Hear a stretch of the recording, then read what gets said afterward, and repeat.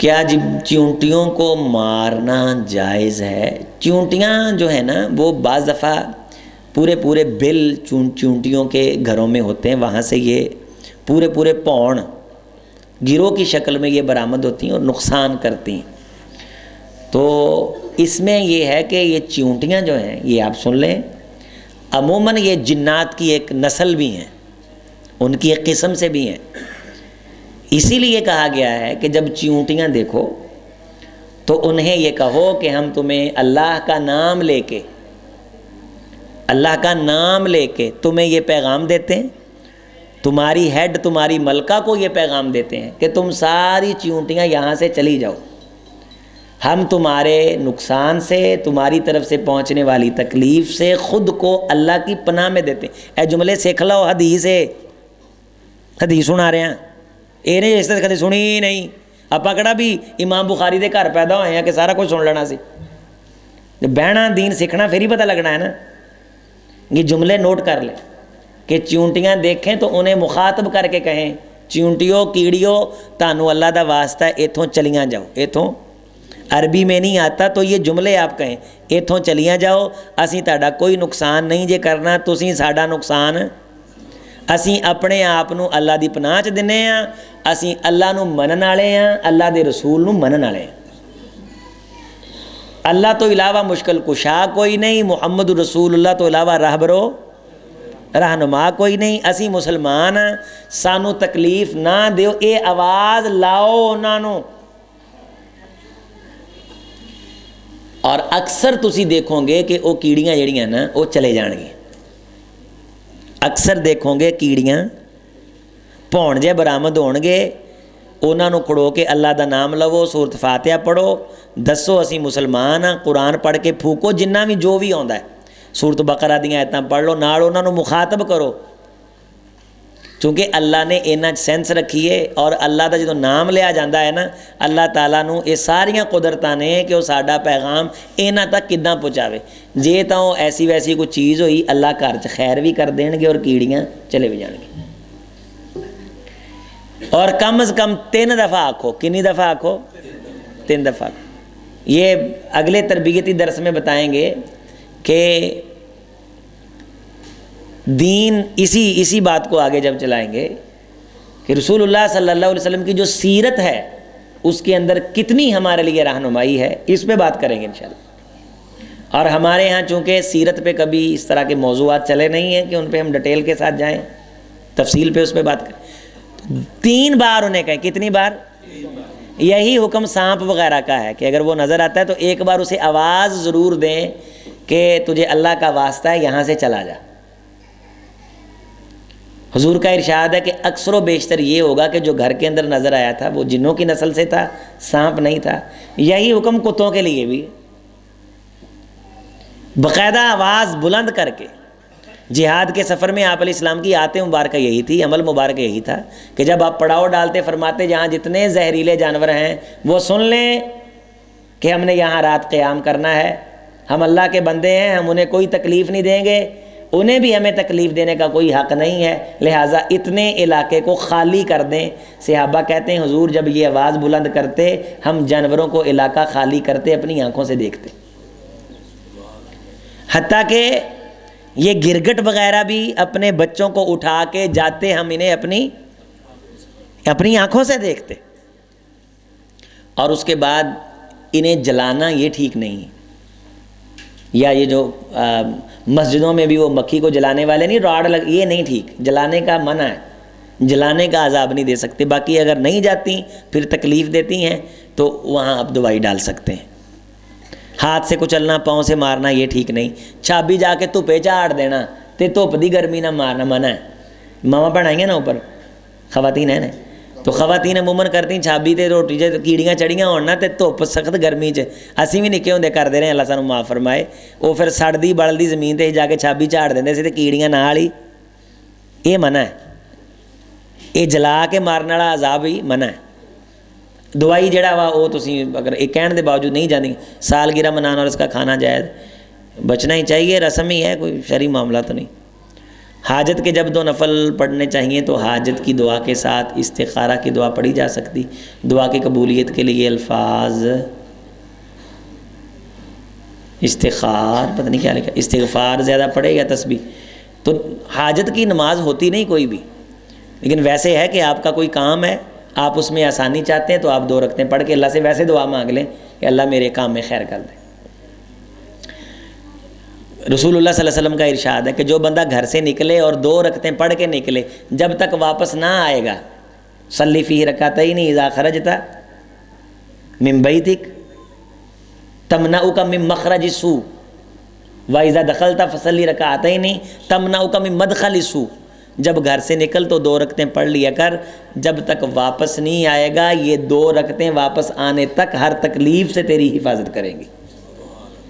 اور جب تو گھر آ جائے, گھر آتے ہی تو 2 رکعتیں پڑھ لیا کر, جب تک تو گھر میں رہے گا یہ تیرے گھر کے اندر ہر پریشانی سے تجھے محفوظ رکھیں گی. ایک نوجوان ہمارا ساتھی ہے, اس نے یہ حدیث سنی, کہتا میں جب گھر آتا تھا تو اچانک آ جاتا, کبھی آدھا گھنٹہ پہلے آدھا گھنٹہ بعد, تو میری عادت تھی کہ آتے ساری کھانا میرے آگے لگ جائے. تو بیگم کبھی لیٹ کر لیتی تھی تو میرے گھر میں لڑائی رہتی تھی, لیکن جب سے میں نے اس حدیث پہ عمل کیا اللہ نے میرے گھر کی لڑائی ختم کر دی. میں آتا ہوں, واش روم جاتا ہوں, وضو کرتا ہوں, اس میں مجھے 5-10 منٹ لگ جاتے ہیں, پھر میں 2 رکعتیں سکون سے پڑھتا ہوں.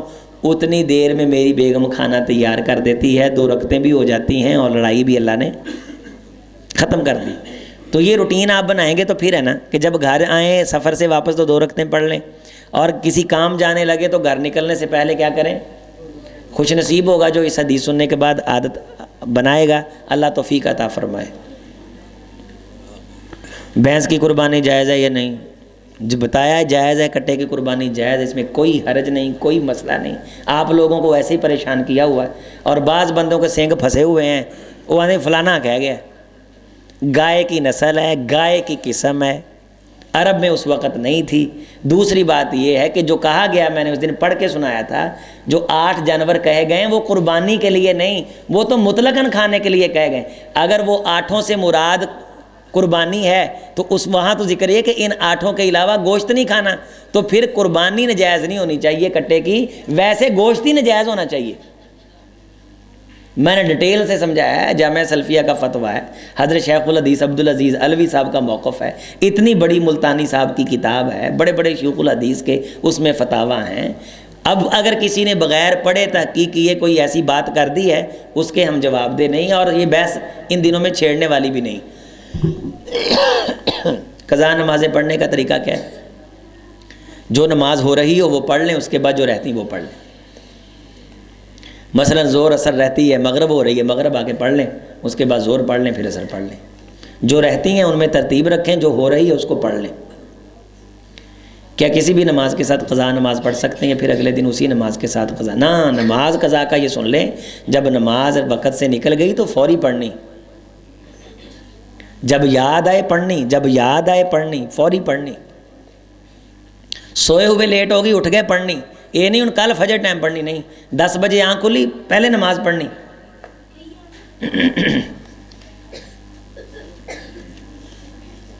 قرآن مجید کا نام قرآن کس نے رکھا؟ اللہ نے رکھا, انہ لقرآن کریم.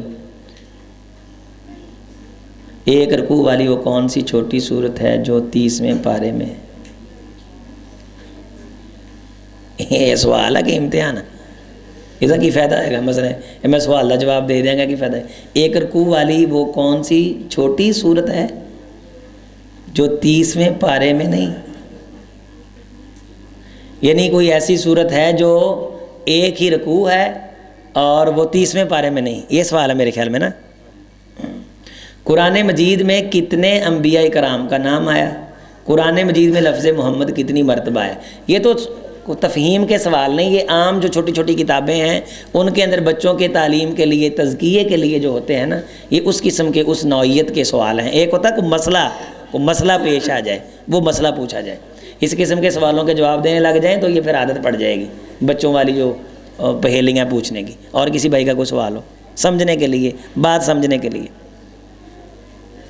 ہاں, یہ سوال بڑا اہم ہے. بھائی کا سوال یہ ہے کہ ابو داؤد میں, اور دوسرا کون سا؟ ابن ماجہ میں یہ حدیث ہے کہ ایک صحابی نے صفہ اصحاب صفہ میں سے کچھ کو کچھ سکھایا قرآن میں سے یا حدیث میں سے، دین کی تعلیم دی، اور انہوں نے انہیں کمان پیش کی جو انہوں نے قبول کر لی۔ ایک تو وہ قیمتاً بھی اتنی مہنگی نہیں تھی، دوسرا ان کے ذہن میں یہ بھی تھا کہ یہ اچھے کام میں ہی استعمال ہوگی۔ تو ان کے لیے حضور علیہ الصلوۃ والسلام نے یہ جائز نہ سمجھا، بلکہ یہ جو لفظ کہہ رہے ہیں کہ اس میں یہ کہا کہ اگر تو چاہتا ہے کہ توق بن جائے تو پھر رکھ لے۔ تو کیا قرآن مجید کی جو تعلیم دیتے ہیں قراء اکرام یا اساتذہ یا دین پڑھانے والے، تو اس کی جو وہ اجرت لیتے ہیں یا ان کی جو ہم خدمت کرتے ہیں اس کا کیا حکم ہے؟ یہ ہے سوال، یہی سوال ہے۔ ایک بات یاد رکھ لیں کہ دین کا کوئی بھی حکم کسی ایک حدیث یا کسی قرآن مجید کی ایک آیت کو دیکھ کے وہ پوری شکل اختیار نہیں کرتا۔ سارے دین میں تمام تر باتوں کو سامنے رکھا جاتا ہے، ایک موقع ہوتا ہے اس میں رسول اللہ کا ارشاد ہوتا ہے کہ نماز پڑھنا منع ہے، لیکن وہ ایک وقت ہوتا ہے۔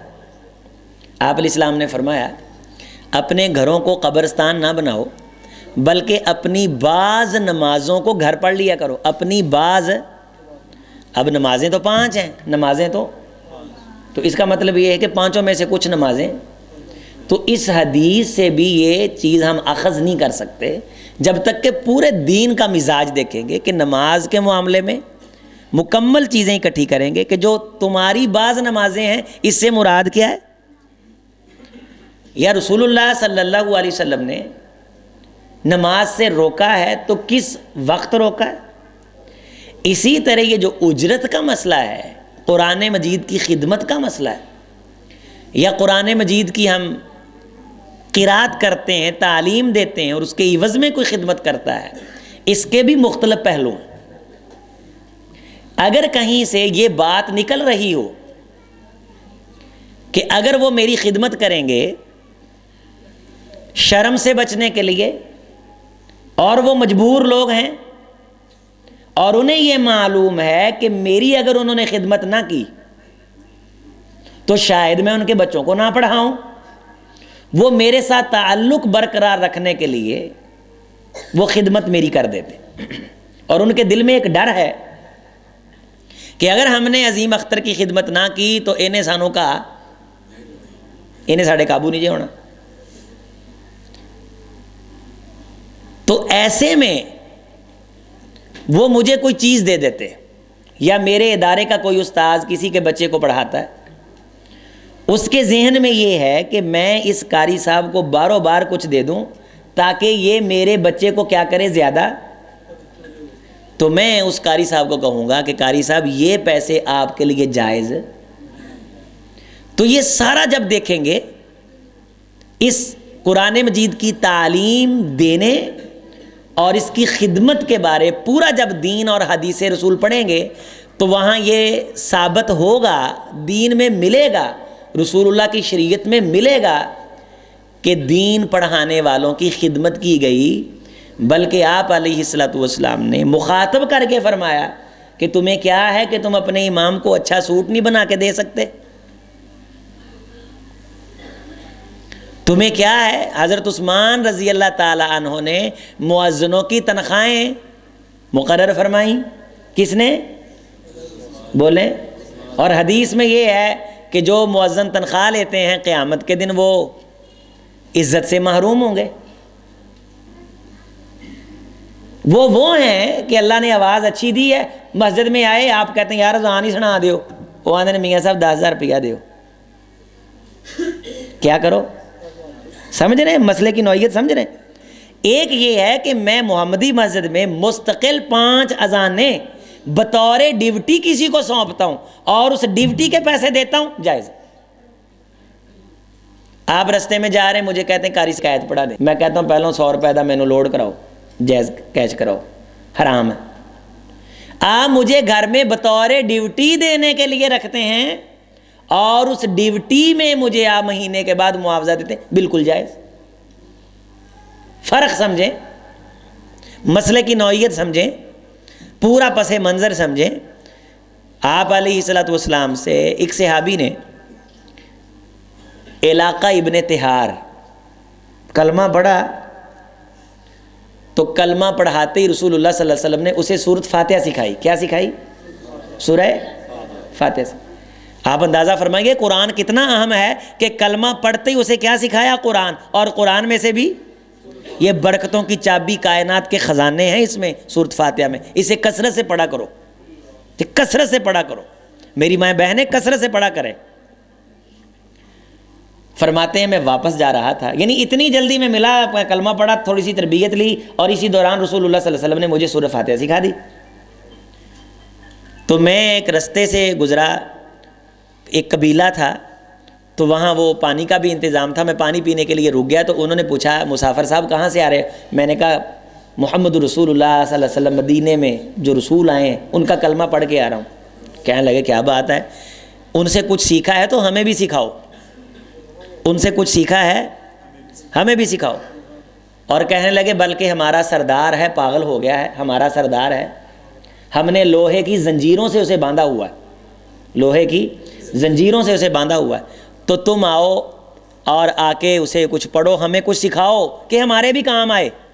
کہتے ہیں مجھے اکیلی فاتحہ ہی آتی تھی، اکیلی سورہ فاتحہ ہی آتی تھی. میں نے ان کو سکھا بھی دی، اور میں نے ایمان سے پڑھ کے اس سردار کو جو لوہے میں باندھا ہوا تھا، خود کو کھا رہا تھا اور کروڑ وڑ رہا سی، انہوں نے باندھا ہوا تھا، اگر کھول دیتے تو محسوس ہوتا تھا کہ یہ خود کو کیا کرتا ہوگا، نوچتا ہوگا.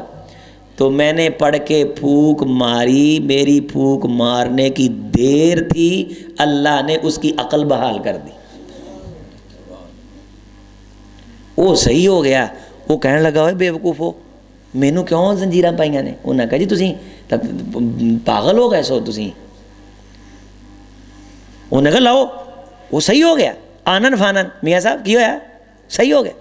انہوں نے 100 بکری دیتی اس بندے نو. کنی 100 بکری. سلسلہ صحیح ہے، صحیح بخاری میں پڑھ کے ہیں ماشاءاللہ. موبائل لے کے آئے، پتہ ہے نا پھر سارا دا مطلب.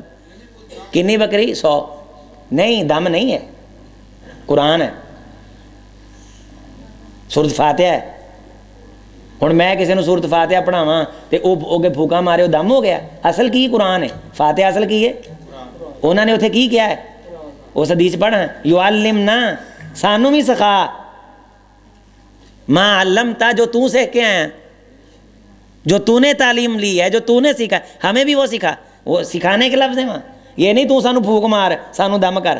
اس کے سارے طرق آپ اکٹھے کریں حدیث کے. کنی بکری دیتی؟ بولو.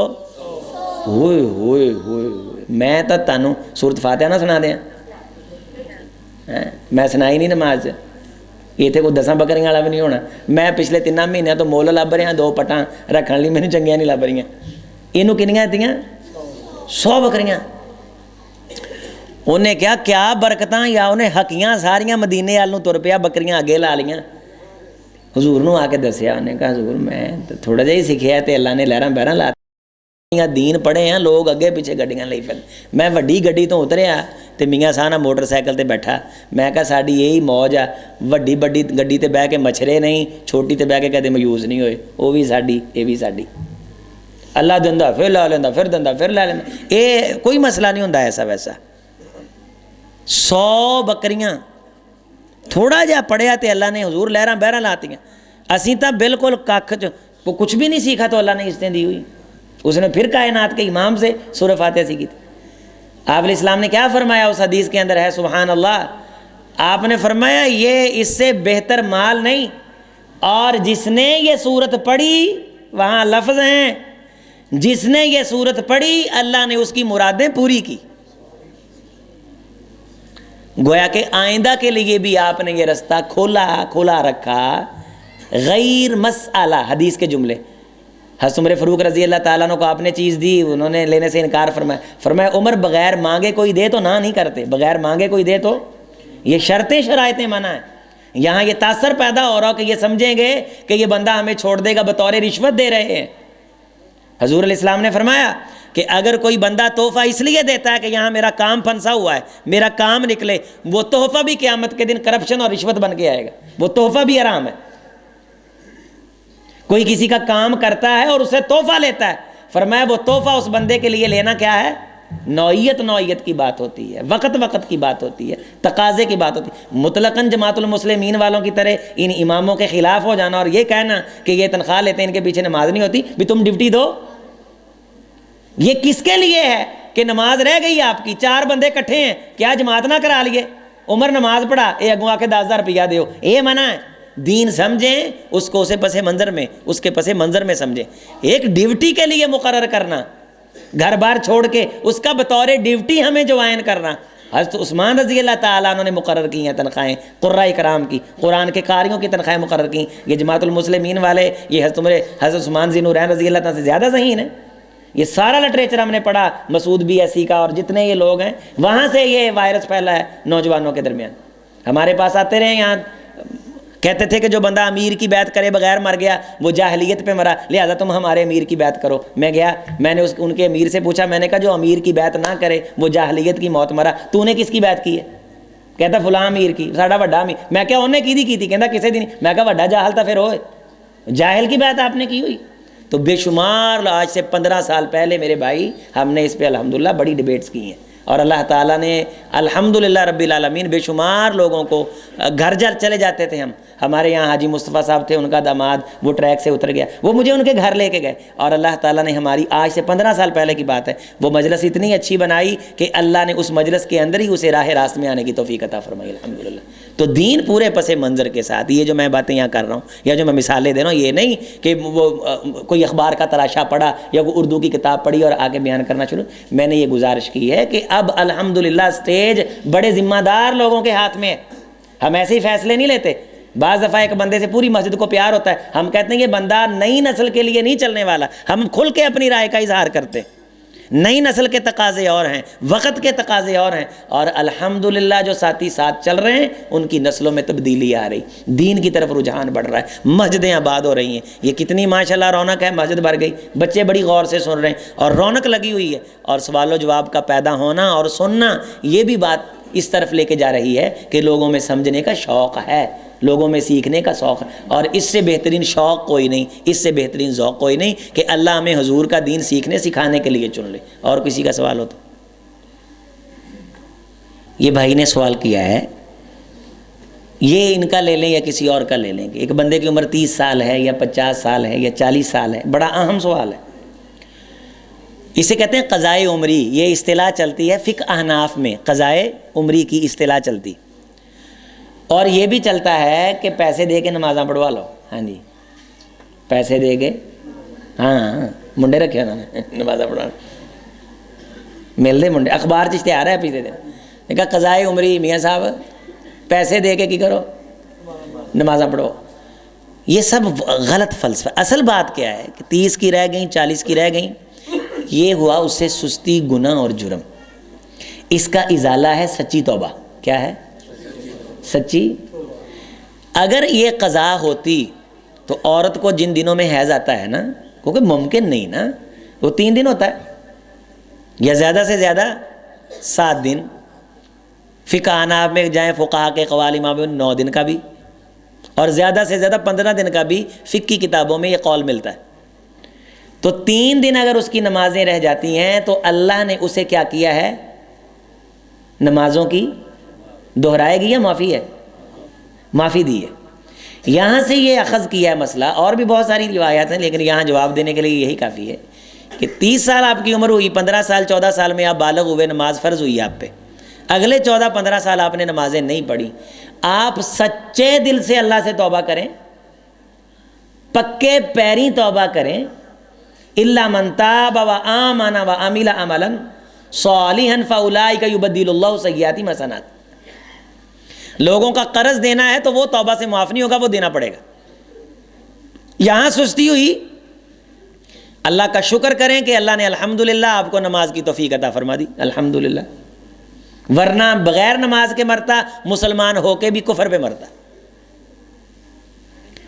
تو وہ گزشتہ جو نمازیں اس کی رہ گئی ہیں اس کے بارے صرف اور صرف یہ ہے سچی توبہ کرے، بالکل کوئی گنجائش نہیں کہ نمازیں روزانہ ساتھ پڑھتا رہے، قضائے عمری کے لیے کسی کو پیسے دے کے کہے کہ میری جگہ نمازیں پڑھ، یہ کہیں بھی کوئی رسول کی سیرت میں پورے دین کے اندر کوئی جز اس فکر کے ساتھ اٹیچ نہیں ہوتا، کوئی دلیل نہیں۔ سچی توبہ کرے گا اور آئندہ نماز نہیں چھوڑے گا، اور ایک دن کی نمازیں اگر رہ گئی ہیں تو وہ پڑھے گا۔ یہ نہیں ہوا کہ 30 سال کی رہ گی تو وہ نہیں پڑھنی، ایک دن کی رہ گی تو وہ بھی جڑی رہ گی نہیں۔ رسول اللہ صلی اللہ علیہ وسلم خندق کے موقع پہ خندق کھود رہے تھے، ظہر رہ گئی، عصر رہ گئی، مغرب رہ گئی، عشاء بھی تھوڑی سی تاخیر ہوئی۔ آپ علیہ السلام نے یہود کو بد دعا دی، فرمایا ان کا بیڑا غرق ہو کہ قریش کو، کہ ان کی وجہ سے ہم لشکر سے بچنے کی تیاری میں مصروف تھے، خندق کھودنے میں مصروف تھے، تو دین کے دفاع میں ہماری نمازیں رہی ہیں۔ تو آپ نے اسی ترتیب سے پڑھی، اذان ہوئی، پھر ظہر کی تکبیر ہوئی، آپ نے ظہر پڑھائی، عصر کی تکبیر ہوئی، عصر پڑھائی، مغرب کی تکبیر ہوئی، مغرب پڑھائی، عشاء کی تکبیر ہوئی، اور تو اس ترتیب سے اگر ایک دن کی رہ گئی ہیں، زیادہ نمازیں رہ جاتی ہیں تو ان کے بارے سچی توبہ ہے۔ باقی روٹین میں کبھی نماز رہ گئی، چھوڑ دی، پڑھ لی، چھوڑ لی، پڑھ دی، یہ عادت بھی اچھی نہیں ہے۔ وہ عادت ساتھ ساتھ ہی اس دن کے اندر ہی اسے پورا کرنا چاہیے، جس دن کی نمازیں رہ گئی ہیں اس دن میں اسے پورا کر کے سوئیں۔ اگر پچھلی عمر میں کافی عرصہ ایسا گزر گیا ہے، اس کے لیے سچی پکی توبہ ہے، وہ گناہ تھا، اللہ توبہ کے ذریعے سے جب نمازوں کے اندر آپ مستقل مزاجی اختیار کریں گے، انشاءاللہ آپ کی اس گزشتہ کمی اور غلطی کو معاف فرما دیں گے۔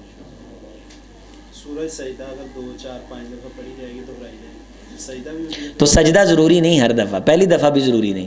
صحابہ کرام فرماتے ہیں رسول اللہ صلی اللہ علیہ وسلم نے نماز پڑھائی اور سورہ النجم کا غالباً آتا ہے کہ آپ نے تلاوت فرمائی تو سجدہ کیا، اور پھر ایک دن آپ نے تلاوت فرمائی تو آپ نے سجدہ نہیں کیا، وہی سجدے والی آیت پڑھی اور سجدہ نہیں کیا، تو اجازت دی کہ یہ فرضی نہیں، یہ فرضی نہیں، پڑھ بھی سکتے ہیں، سجدہ کر بھی سکتے ہیں، اور سجدہ نہیں بھی کرتے تو حرج کوئی نہیں، اور اگر سجدہ کرتے ہیں تو یہ اللہ تعالیٰ کو بہت محبوب ہے۔ آپ علیہ السلام کا فرمان ہے کہ شیطان پہ یہ سجدہ بڑا بھاری ہے، اور اس سجدے میں نے دعا کا بھی بتایا تھا، ہمارے ہاں یہ دعا پڑھتے ہیں ساجدہ وجیہ للذی خلقہ وصورہ، یہ سجدہ تلاوت کی دعا نہیں ہے۔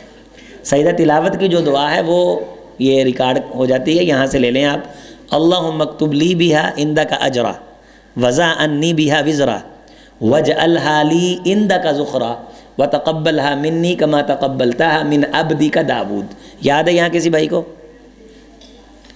اللہم اکتب لی بہا عندک اجرا وضع عنی بہا وزرا واجعلھا لی عندک ذخرا وتقبلھا منی کما تقبل۔ قاری فیصل صاحب یہ بچوں کو یاد کروا دیں، قاری فیصل صاحب یہ دعا یاد کروا دیں، جو نیا ایڈیشن آ رہا ہے دعاؤں کا اس میں یہ میرے خیال میں ہم نے ایڈ کروا دی ہے، ان بچوں کو یاد کروائیں، اور یہاں لکھ کے بھی لگا دیں، ایسا فلیکس سے لکھ کے لگا دیں، یاد کروایا جائے، فلیکس بنوا دیں۔ عموماً ہمارے یہ پڑھتے ہیں سارے ساجدہ وجیہ للذی خلقہ ہونے نہ کہ ساری زندگی دے پڑھتے آ رہے ہیں، ٹھیک ہے اچھی گل ہے، پڑھو ہو جائے گا سجدہ، لیکن وہ سجدہ تلاوت کی دعا، سجدہ تلاوت کی دعا یہ ہے جو میں آپ کو بتا رہا ہوں، اور یہی ثابت ہے، اس کے علاوہ رسول اللہ صلی اللہ علیہ وسلم سے سجدہ تلاوت کے دوران کوئی دوسری دعا ثابت نہیں ہے، اور اگر رہ بھی گیا تو اس میں حرج کوئی نہیں، رہ بھی گیا تو بعض قاری نماز پڑھاتے ہیں تو سورۃ سجدہ اس ڈر سے نہیں پڑھتے کہ یا سجدے والی صورت اس ڈر سے نہیں پڑھتے کہ سجدہ کرنا پڑے گا، نہیں، کبھی کر لیں کبھی چھوڑ دیں، اس میں حرج کوئی نہیں، رسول اللہ نے کیا بھی اور چھوڑ کے بھی دکھایا، بتایا کہ دونوں طریقے ٹھیک ہیں۔